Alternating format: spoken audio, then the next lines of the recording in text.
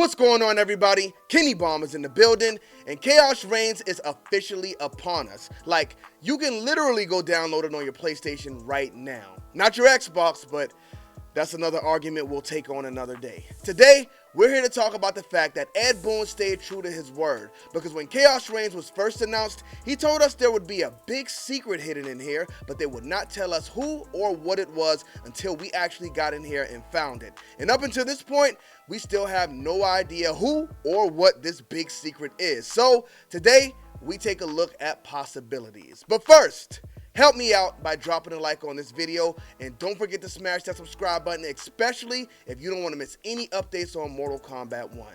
Now let's get into it.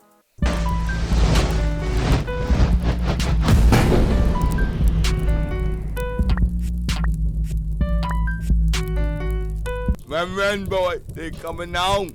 Alright, so for those of you who may be unaware of what I'm talking about when I say there's a secret hidden in this Chaos Reigns expansion, let's go ahead and listen to the quote from Ed Boon himself. But I want you to pay attention to exactly what he's comparing this secret to. Is like, know that you're technically the longest standing voice actor for a video game ever, as you provide the vocal samples for Scorpion in each game.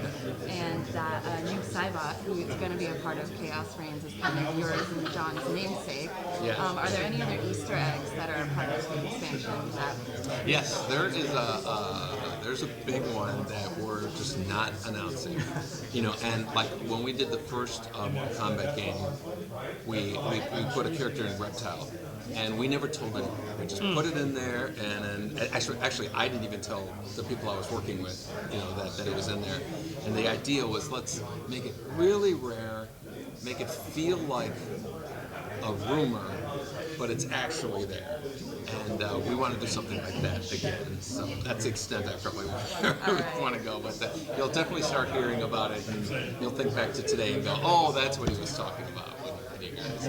So the idea was to make something that was so rare that it felt like a rumor, but it's actually in the game. And he's saying they want to do that again, which means whatever this is, it's going to be pretty hard to unlock. If this can even be unlocked. Because if you think back to the original Mortal Kombat game, while you could fight Reptile, he was not a playable character. So that's going to be something we want to keep in mind as well. But let's take a look at what we had to do to even fight Reptile in the original Mortal Kombat game, because it's not like they didn't give us any hints. So we may see the same thing in Mortal Kombat 1. Alright, so we head to mortalkombatsecrets.net to take a look at exactly what you had to do to even fight Reptile in the original Mortal Kombat game. And I was a tyke playing on Super Nintendo back then, so let's go to the Super Nintendo version. Alright, so what you had to do was start a one-player game. I already got nixed out right there because we always played with two controllers. At the pit, win a double flawless victory with the fatality without blocking at all. Now, I don't know if this is because I was like 3 years old back then playing this, but the AI was very difficult, but not all the time. It's like you go in and play the arcade ladder, you can beat the first 4 fights with ease. But when you get to fight number 5, the AI gets very aggressive and they will just wash you. Then you go back to the character selection screen and come back to that same fight and you can beat them easy as well. You know what? Thinking back on it, I bet they put you in the pit during that crazy difficulty spike. That's probably how they kept people from getting to Reptile. But double flawless victory, you know what? It sounds very hard, but maybe it's doable. With the fatality, that's definitely doable. Without blocking at all, just makes this thing seem impossible. So shout out to all of the players who got to fight Reptile back then, but I can tell you this, we absolutely did not fight him in my household. But after defeating Reptile, you got 10 million bonus points. You did not get to unlock them, and after that, the game was harder as well. So honestly, no thanks. But even though it was pretty rare and hard to find Reptile, they didn't leave you out there to do it on your own. As MK Secrets says here, sometimes Reptile falls down before the match begins and gives clues on how to find him. Here are the clues. Now before we get into the clues, this is something they can definitely do in Mortal Kombat 1. But let's see how they did it in the original Mortal Kombat. So Reptile would pop in and say, I am Reptile, find me. So that pretty much tells you there's a secret in this game, but it leaves you with the question of, how do I find him? He'd pop in again and say, you must find me to beat me. Buddy, you're not giving me anything here. You must find me to beat me. I already know that. The next thing he says is, alone is how you find me. The next one is perfection is key. that pretty much tells you, the people who were smart enough to figure it out, okay, I have to get a perfect in order to fight him. Now, his next clue was fatality is key. Now, that sounds very simple today because you can pull off these fatalities like that. But back then, maybe it was because of the controllers, but the fatalities were pretty hard to hit. Even today, if I go back to those games, it's harder to hit these fatalities.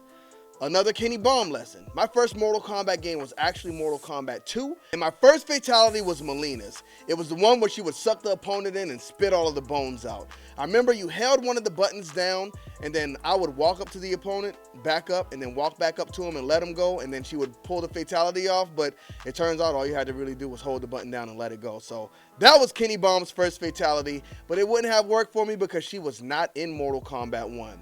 But the next thing it says is 10 million points if you destroy me.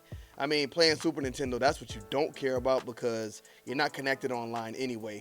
Now, this is where it kind of gives you the big hint on what you have to do. It says, look to La Luna, so look to the moon. So looking at the clues we got so far, you know you have to be in arcade mode, so you can't go to two-player mode and cheese it. You know you have to get a perfect in whatever fight they're pointing us to. You know you need to hit a fatality, and you know in the stage they're talking about, you need to be able to see the moon. But to narrow it down even further, Reptile popped up and said, tip et fo matab. Bottom of the pit. So that tells you right there that you need to be in the pit. Now, I don't understand. I don't know if he was just bragging here. He says, you cannot match my speed.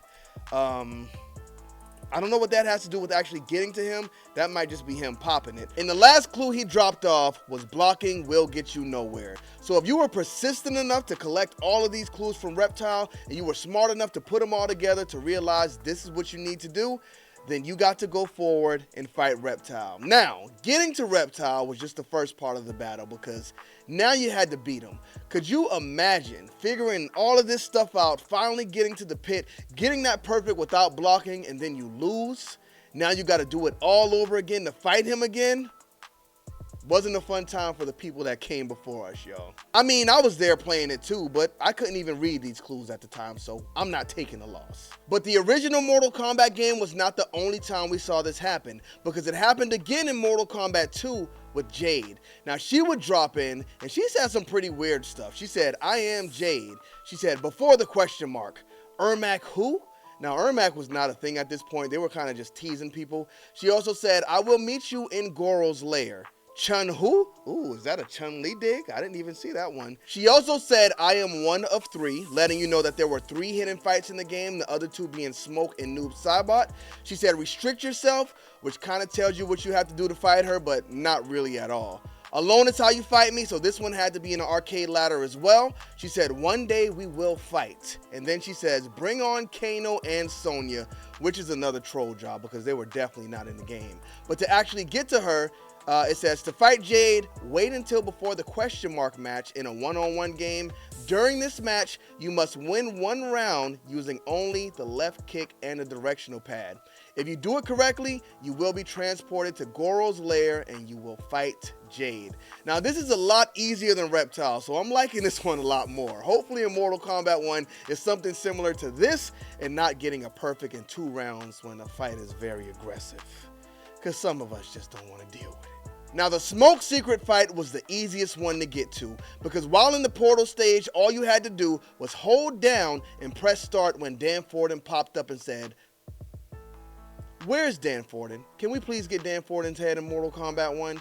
But the one that was probably the most grindy was Noob Saibot because you had to win 50 matches in a row in 2-player mode. So if you didn't have anybody else to play with and you wanted to fight Noob Saibot, you had to go out and buy a second controller and beat up a dummy 50 times in order to get to him. So let's keep those type of challenges out as well. But if this is going to be a true callback to the old Mortal Kombat games and they're going to have a secret character dropping in, giving us hints like this to find them, I think that'll be really cool and exciting. But what do y'all think? Would you want to see the secret character pop up in ways we saw in the past? Would you rather have like an invasion scavenger hunt, or do you think they should be locked behind Towers of Time? Let me know in the comment section. Thank y'all for tuning into this video. Don't forget to drop a like on it and smash that subscribe button because I'm telling y'all, we're going to find that secret character first. Bomb Squad, let's get to that.